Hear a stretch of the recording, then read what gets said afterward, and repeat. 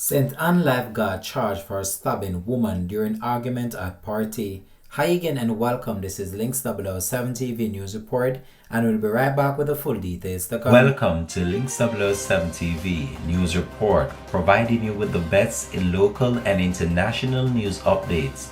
This is a place where you can get the most reliable and informative news information. Links 007 TV News Report. Welcome back and thanks for joining us. This is Links 007 TV News Report. 31-year-old Mikey Hoylett, a lifeguard of Mile End Chared, St. Anne, has been charged for stabbing a woman twice during an argument at a party last December. Hoylett has been charged with wounding with intent.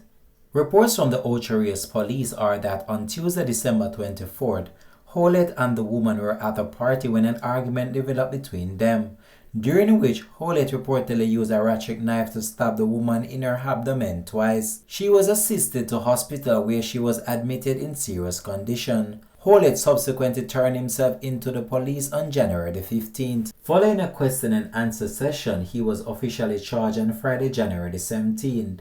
His court date is to be finalized. This has been Links 007 TV News Report. Thanks for watching.